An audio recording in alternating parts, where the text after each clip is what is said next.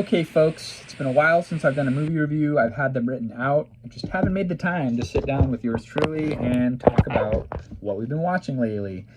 And I went through, this is basically a journal of all the movies that I've watched in the last year. Notes. We need to put them in a binder for you. So this is essentially my movie legacy on YouTube for free for you to hear my thoughts on various films. Do my opinions change over time? Some of them, I remember seeing the movies years ago and my opinion hasn't changed. Other times I rewatch movies and I'm just like, maybe this didn't hold up from when I was a kid. Which today we were revisiting a movie that was my mom and my aunt's favorites growing up. This is my original VHS copy from when I was a kid. Anne of Green Gables. On 2-part VHS. That almost hit me. It almost hit you. This is a made-for-TV movie for Canadian television. It was directed by Kevin Sullivan. 3 hours and 19 minutes. And so, again, this was a TV miniseries. Show the other box. We're not talking about that better? one. We're doing a twofer. We're going to get around. We're doing 2 for 1 in this review. Okay. So we'll get to that. But this was a made-for-TV movie. It is an adaptation of several of the L.M. Montgomery books. She wrote her stories about Prince Edward Island in the 1900s, which are fiction works. So Kevin Sullivan bought the rights from the family, but there was also a lot of legal problems later on, lawsuits. They felt like they weren't getting a fair share because of this was a hugely successful television series, right? It won awards, which I can't get specific. It won an international award. It says right there on the box. So this movie had a budget of $3.5 million. It aired on the Canadian Broadcast Network December 1st and December 2nd of 1985. And it would debut on the PBS public television networks in the U.S. in February of 1986. It was one of the highest viewed Canadian shows ever made. Highly deserved. It's a great, wonderful movie. So Kevin Sullivan worked with this guy, Joe Winesfield, to adapt several of the novels into a screenplay. There is also a 1934 film version. Didn't know about that. Oh, wow. So I didn't know about that either. I'm assuming it's a black and white film. Have to check that out. Katharine Hepburn wanted her great niece to play Anne, but ultimately the production felt like the role of Anne should go to a Canadian-born person. Canadian actress Megan Follows auditioned for the role. The person that we see playing Anne, she failed her audition. Really? They did not like it. And so she came back and she tried a second time, and she was cast as the lead role for Anne Shirley. Oh, wow. Katharine Hepburn's aunt would be cast as Diana. So... Oh, you mean her niece. Or her niece. Katharine Hepburn's niece. I'm sorry, I misspoke. Yeah, but I knew also a great actress for the role. Yeah, but I can see her more as Diana than... I mean, maybe that's just because that's how we see her in the movie, but she does a great job as Diana. I don't have money like a regular movie, like how much money it made at the box office, but because there was no box office because it was on television. On TV. Yeah. And then the Wikipedia article is so extensive about this, about lawsuits going into it, because people felt, like I said earlier, the family felt like they weren't getting a fair share of the amount of money because he gave them like a flat amount before this was made, and then it became so financially successful they felt like they were getting a raw deal. This movie basically built the tourism industry for Prince Edward Island. It put it on the map.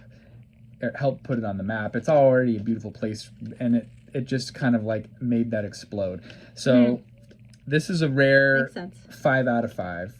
I grew up watching these movies, but Richard Farnsworth is in it. Colleen Dewhurst, and then Megan Follows is also a great actress. There's just so many good character actors in this movie. The lady that plays what's the neighbor? Rachel, she's awesome. So we rewatched this a couple of weeks ago, and we're just getting around to talking about it now. And like I said, I grew up watching this exact VHS copy. My aunt also had a copy of it. IMDb, it's 8.5 out of 10. Rotten Tomatoes, 100% audience score and 96% critics average. Wow. And Google users, 182 people have submitted their review, and the average is 4.9 out of 5. So this is a very popular favorite of many people. it's just like one of those. I feel like this is a good fall time movie, just like our friend Kathleen likes to watch Gilmore Girls in the winter months. I feel like this is a good fall and winter movie where you're just snuggling up by the fire, popping in a VHS. We also have it on DVD. It could be any time, but I mean, it does feel you get cozy vibes, I guess. Even though it's 110 when we watched it, it's the middle of summer, but I feel like we would always watch this in the fall growing up. Let's dive right into this. I don't know what season it was, but I watched it multiple times with my mom. I know that for sure. Do you kind of want to give a synopsis about this for those of you who are not familiar with Anne of Green Gables? Sure. So basically, they live in a made up town. But what's the town's name again? Avonlea. And they live at a place called Green Gables, which is like a farm. Yeah, and it's Matthew, this elderly guy, and his sister that he lives with. I can't think of words right now. What's her name? Marilla. Okay, I was going to say Maureen, and I knew that was wrong. Matthew and Marilla Cuthbert. Yeah, so both of them never married. Bachelor and bachelorette. Right, both of them never married, and they lived together. And then he's getting elderly, right? So he's like having a hard time keeping up the farm and everything. So then they both mutually decide that they're gonna adopt like a little boy to basically help out like around the farm. That was common to do back then, like adopt a child to help with different things, I guess. Yeah. And so the Megan Follows character, and she was already adopted by another large family as kind of like a live-in maid, even though she was just like a young girl. I think a couple times that happened to her. Like it was kind of like being in the foster care system or something. So she had already been passed around. So it shows her at the beginning of the movie like struggling. She's supposed to be taking care of these twins, but she's got a vivid imagination. So she's out like in the field somewhere reading a book, like daydreaming or something, because she wants to be a writer and has like all these lofty ideas and ideals. And then she finally comes back to the house, and this lady that she's living with is just like screaming at her because she's basically living there to be her slave, to help her take care of like these twin toddlers and all these other kids, and there's like a ton of kids at the table like screaming for their dinner, and her husband owns the local sawmill and is like a very angry guy, and the mom's angry too, and she's supposed to be bringing him his lunch, and then she was late to bring the lunch because she was out there daydreaming, and then he like has a heart attack and dies, or a stroke or something. So then now this lady is a widow, and she lost it seems like she's going to be falling on financial ruin because of the husband owned this mill, and now he can't run it because he's dead, obviously. Right. So then she's and they kind of blame Anne. Send Anne back to the orphanage. And then there's a mistake where instead of going and getting a little boy, when Matthew Cuthbert, a.k.a. Richard Farnsworth, goes to the train station, Anne's waiting. And then it just he feels too bad because he's like this very soft-spoken, sweet guy. So when he sees her and she makes it very known how excited she is, like, to go with him. And he's just, like, so upset at the thought of even telling her that he wanted a boy and there was a mistake, that he literally can't do it. So he's like, okay, whatever, like, come with me. And then when he takes her back to the house, and Marilla, his sister, she's very extremely stern and like very religious too. No nonsense at all. So when she sees the girl, she's like, oh no, like there's been a mistake. You have to go back. You can spend the night here, but you can't stay, like, at all. And Matthew's the more sensitive, like, sweet, you know, calm, just even very there on loving, the but super quiet. You see him there giving her a hug in the front of the box.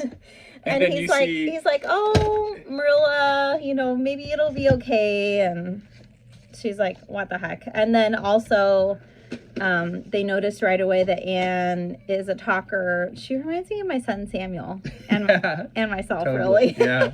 But she just goes on and on and on and has all these lofty ideas and all these imaginations. And like, for example, they're driving in the horse and buggy going back to Green Gables, and then he's like, oh, that's such and such pond. And she's like, I think it should be called the Lake of Shining Waters. Yeah, she's like, that's such a dull name for such a beautiful body of water or whatever. So she always comes up with these sweet, extravagant names and stuff. And so she's talking a mile a minute, and Marilla just says, you know what, Matthew, I can already tell that this isn't going to work out. She's going to be more trouble than it's worth. Oh, and her friend Rachel's just you're going to have to send her back. Oh, orphans can be evil. I heard the story of an orphan who like poisoned the whole adoptive family, and it's like and everybody died. And everybody died in agony. And so like they're like, Marilla's like, oh, okay, we got to get rid of this girl. But then it's just like the story of their relationship developing over time.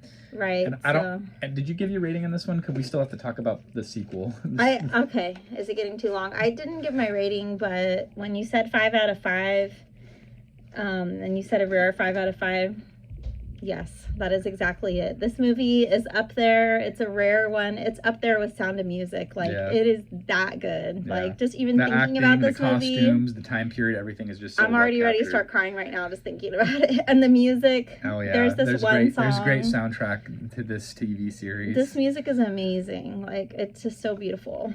So then that segues into the second one, which is... I gotta say more about the first one. Okay. We didn't even mention Gilbert. Okay. So then she meets this guy. I guess we could talk. We could tackle this in a separate video.